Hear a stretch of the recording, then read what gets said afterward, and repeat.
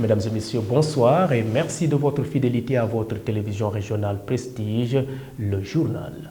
Au sommaire de cette édition, le maire de la ville de Thiès a reçu la visite de son Excellence Marek Solil, l'ambassadeur de la République tchèque au Sénégal. Objectif, raffermir les liens entre la République tchèque et la ville de Thiès. La commune de Toubatoul a abrité les 48 heures de la francophonie. Cette rencontre organisée dans le cadre de la célébration de la quinzaine de la francophonie. Le maire de la localité a saisi l'occasion pour exhorter les élèves à s'adonner à la lecture. Et puis notre focus société de ce mardi est consacré aux enfants victimes des conflits familiaux, car cette situation prend de l'ampleur à Thiès. Les échos sur l'international et la page sportive mettront à terme à ce rendez-vous d'actualité. Merci de votre fidélité. Le développement, c'est après ceci.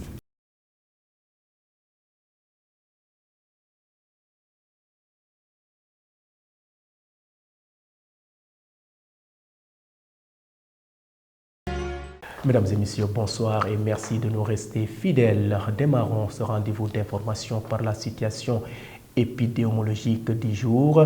Le Sénégal a enregistré 9 nouvelles infections liées à la pandémie du coronavirus, a annoncé ce jeudi 31 mars le ministère de la Santé et de l'Action sociale dans son bilan quotidien. Tous les cas sont issus de la transmission communautaire. 8 patients hospitalisés ont été contrôlés négatifs et déclarés guéris. Aucun cas grave n'a été pris en charge dans les services de réanimation des hôpitaux. Aucun décès n'a été enregistré ce mercredi 30 mars. L'état de santé des autres patients hospitalisés est jugé stable. Je vous le disais en titre, les enfants victimes des conflits familiaux. La situation prend de l'ampleur avec des drames notés ces derniers temps, surtout dans les ménages polygames. Suivons ce focus de Mambiram Sissegei et Chefal. Les conflits familiaux sont de plus en plus inquiétants. Les enfants en sont souvent des victimes collatérales. Awakama, mère de famille, revient sur cette situation. On ne cautionne pas cela. Même les Occidentaux ne font pas ça. Plus tard qu'hier, je regardais la photo de bébé Lassana dans mon téléphone. Hier aussi, j'ai entendu qu'il y a un autre cas similaire à Velingara. J'ai entendu dire que c'est pour des sacrifices, mais c'est immonde. Les enfants ne doivent pas être mêlés à cela, sous aucun cas, car l'enfant est innocent. Prendre un enfant et le mettre dans un puits, c'est mauvais. Le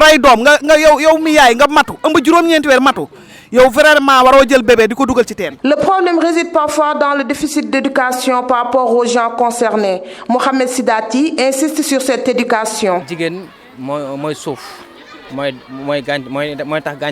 La femme, c'est la source de toute chose, la source de la vie. Elle doit donner le meilleur d'elle-même chaque fois. Si la femme est mauvaise, c'est toute une société qui est détruite, car la femme assure l'éducation de la société. Il y a un problème de manque d'éducation dans les familles. Ces femmes ne doivent pas faire la différence par rapport aux enfants. Elles doivent les mettre au même pied d'égalité. Les grandes personnes aussi doivent s'éduquer davantage parce que c'est très important qu'on soit musulman ou chrétien. L'éducation est la base de tout. Et pour éviter toutes ces violences envers des enfants, il faut une très bonne éducation. Prendre des mesures appropriées pourrait aider à endiguer cette violence, selon toujours Awakama. Les gens qui le font, ils doivent être arrêtés, car la méchanceté, c'est pas bon. Et on doit les juger amèrement. La sensibilisation des enfants peut réduire ce qui est en train de devenir un fléau dans la société. Environnement dans cette édition, réduire la pollution plastique au Sénégal semble être un combat difficile à mener. Pourtant, une loi interdisant l'usage des plastiques uniques est en vigueur depuis avril 2020. Ndjogu Ndongo Diop, revendeur de chassés, rejette la faute à l'État du Sénégal. Selon lui, le papier proposé comme alternative coûte cher. Je vous propose de le suivre au micro de Aïssatou Sow et Doudou Dieye. ñun buñ sañoon buñ dee tere benn affaire dañ naa lii lañ fi teg ba pare doog a tere boobu comme ñu teg ko 5 ans wala 10 ans. L'État a mis en place une loi pour mettre un terme à l'utilisation des sachets plastiques. Mais cette loi tarde à être appliquée. Et ce n'est pas de notre faute, ça c'est la faute de l'État. Parce que s'il avait pensé à les remplacer à autre chose, la loi serait bien appliquée. Bien, en tant que commerçant, je demande à l'État de nous aider en créant une autre activité qui pourrait se substituer à la vente des sachets. Parce que ça fait plus de 20 ans que je suis dans ce métier, que je travaille dans le plastique et ça me permet de satisfaire tous mes besoins. Certes, les sacs en papier sont disponibles, mais pas en quantité. Et ils sont très chers par rapport aux sachets plastiques. Partenariat dans cette édition, l'ambassadeur de la République tchèque était l'hôte ce mercredi du maire de la ville de Thiès. Occasion pour renforcer la coopération dans le domaine décentralisé et dégager des perspectives. La République tchèque intervient déjà dans le domaine médical dans la région. Le docteur Babacar Diop est le maire de la ville de Thiès. Je vous propose de le suivre. J'ai eu l'honneur de recevoir ce matin son Excellence, l'ambassadeur de la République tchèque au Sénégal. Nous avons échangé sur plusieurs points, plusieurs domaines, notamment la santé, parce que vous le savez, la République tchèque intervient depuis 2017 ici à Thiès, surtout auprès des couches vulnérables, des populations vulnérables qui ont eu à bénéficier de l'intervention chirurgicale des médecins tchèques dans le domaine de l'ORL, de la traumatologie, l'orthopédie et effectivement la gynécologie. Et tout ceci, plus de 1500 personnes, 1500 Thiessois ont bénéficié de ce programme. C'est l'occasion vraiment de remercier la République tchèque. Nous avons voulu aussi ouvrir de nouvelles perspectives, renforcer ce partenariat, donc l'ouvrir vers d'autres domaines. Nous avons échangé sur la formation et l'industrialisation. C'est un pays industrialisé et qui serait prêt aujourd'hui à accompagner notre ville dans le domaine industriel. C'est un pays aussi qui a une grande expérience dans le domaine de l'agrobusiness. Nous avons échangé à ce niveau et qu'il serait prêt à nous accompagner nos projets dans ce domaine. Son Excellence, l'ambassadeur Marek Solil, qui s'est dit heureux d'être à Thiès, a proposé d'élargir la coopération entre la ville de Thiès et son pays, notamment dans les domaines économiques. Je vous propose de le suivre, l'ambassadeur de la République tchèque au Sénégal. Et je suis très heureux de rencontrer Monsieur le maire ici à Thiès. C'est ma première visite. Et je suis venu parce que nous avons une très bonne coopération dans le domaine médical avec l'hôpital de Thiès, où il y a régulièrement des médecins tchèques qui viennent ici pour les opérations, et pour les formations. Il y a des médecins de Thiès qui vont en Tchéquie. Et nous avons les grands objectifs dans ce domaine parce que cette année, cette coopération dans le domaine médical devrait s'élargir encore. Mais je suis très heureux de pouvoir être accueilli par Monsieur le maire parce que nous en avons parlé comme d'un point de départ pour voir qu'est-ce qu'on peut faire dans les autres domaines qui sont importants pour le développement de Thiès. Avant tout, dans le domaine économique, c'est-à-dire il faut regarder où nous avons des complémentarités, des choses que nous pouvons faire ensemble qui seraient dans l'intérêt de deux parties. Mais nous avons pas seulement parlé de la coopération économique, nous avons parlé aussi de tradition, de culture, de ce qui fait l'identité de votre ville, qui est une ville certes jeune, mais aussi une ville avec une histoire. Et nous avons l'intention de chercher comment on pourrait travailler ensemble dans le domaine de la coopération décentralisée avec une ville semblable, avec une forte identité, forte histoire en Tchéquie, parce que c'est ça notre métier pour nous les diplomates, de mettre les gens, de les mettre en contact, de faire à ce qu'ils eux-mêmes trouvent des voies de travailler ensemble. Hors de la ville de Thiès, la commune de Toubatoul a abrité les 48 heures de la francophonie organisée dans le cadre de la quinzaine de la francophonie, une manifestation qui a polarisé les élèves de la zone.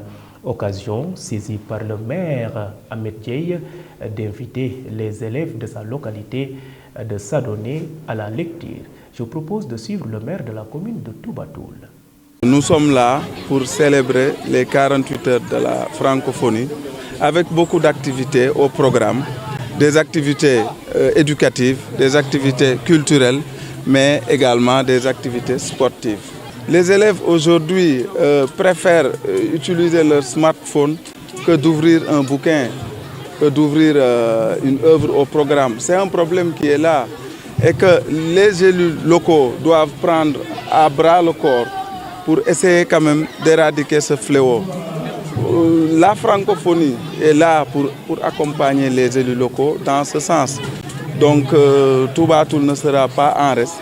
C'est la raison pour laquelle nous nous sommes vraiment battus pour que ces journées soient organisées au niveau de notre commune, pour booster la lecture, mais également pour booster les activités culturelles, et pédagogiques et sportives.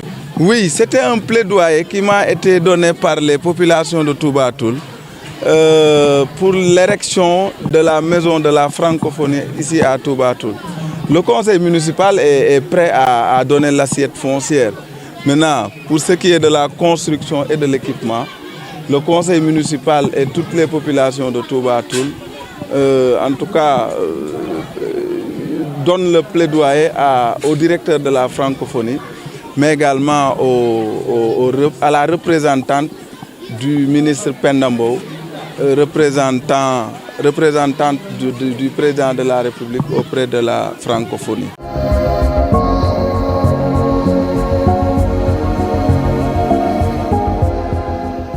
À présent, l'actualité nationale, le président de la République, son Excellence Macky Sall, tient à la matérialisation des accords signés avec les enseignants dès le mois de mai, nous dit Aya Aramsek. Bienvenue dans cette page de l'actualité nationale que nous démarrons avec le chef de l'État qui a demandé mercredi au gouvernement de veiller avec les syndicats d'enseignants à la matérialisation effective à partir de mai 2022 des accords récemment signés afin de garantir la stabilité sociale durable du système éducatif. Il a insisté sur le suivi des négociations et l'application des accords signés avec les syndicats. Parlons à présent de la Sénélec, la Société nationale d'électricité du Sénégal est fin prête pour intégrer le gaz qui sera produit au Sénégal dans sa production d'électricité, a assuré mercredi à Dakar son directeur général Pape Demba Bitèye. La Sénélec est fin prête pour intégrer le gaz. Nous l'utilisons tout comme le fuel pour produire de l'électricité. Nous avons installé des machines pour satisfaire la demande en matière d'électricité, a-t-il assuré. Pape Demba Bitèye dit espérer que l'avènement du gaz va permettre à la Sénélec de baisser ses coûts de production au profit des consommateurs. Terminons cette page de l'actualité nationale en parlant du Ramadan. Le CNRA appelle les médias à accorder une grande attention et un soin particulier au contenu à diffuser. Face à certaines dérives découlant de la diffusion de certains contenus, heurtant considérablement certaines sensibilités et susceptibles de constituer une menace sur la stabilité nationale et la cohésion sociale, le CNRA appelle les médias audiovisuels à éviter la diffusion de programmes de nature à tourner en dérision la religion, inciter à l'intolérance, à la stigmatisation, à l'exclusion et à la compétition entre les religions ou confréries. C'était tout pour l'actualité nationale de ce mercredi 31 mars 2020.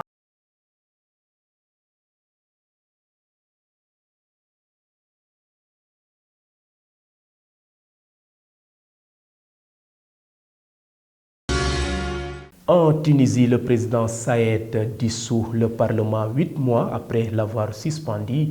Ceci est le point de départ de l'actualité internationale qui porte la signature de Ramatoulaye Cissé. Le président tunisien a annoncé mercredi 30 mars la dissolution du Parlement, 8 mois après l'avoir suspendu pour s'arroger les pleins pouvoirs en juillet 2021. Kais Saied a fait cette annonce lors d'une réunion du Conseil de sécurité nationale qu'il a présidé quelques heures après que des députés ont bravé la suspension du Parlement en organisant une séance virtuelle au cours de laquelle ils ont voté pour annuler les mesures exceptionnelles décidées depuis par le président. Moscou propose mercredi soir un cessez-le-feu à partir de jeudi matin pour évacuer des civils de Mariupol. Des bus sont envoyés par Kiev en direction de la ville pour tenter d'évacuer des civils. Au moins 500 000 personnes sont mortes dans la cité portuaire, selon une responsable ukrainienne. Assiégée par la Russie depuis plusieurs semaines, la ville subit une véritable catastrophe humanitaire. En RDC, l'ONU n'exclut pas la piste d'une attaque après la mort de 8 casques bleus dans le crash d'un hélicoptère. L'appareil s'est écrasé alors qu'il effectuait une mission de reconnaissance au nord Kivu, où de violents combats s'opposaient l'armée congolaise aux rebelles du M23. Les premières indications font état d'un objet lumineux dont la nature reste à déterminer qui avait atteint l'hélicoptère et causé le crash. Nous n'exclusions aucune piste, y compris celle d'une attaque contre cet hélicoptère, a déclaré Hassim Diagne, représentant spécial adjoint pour la protection et les opérations au sein de la MONUSCO. Mesdames et messieurs, c'en est tout pour l'actualité internationale.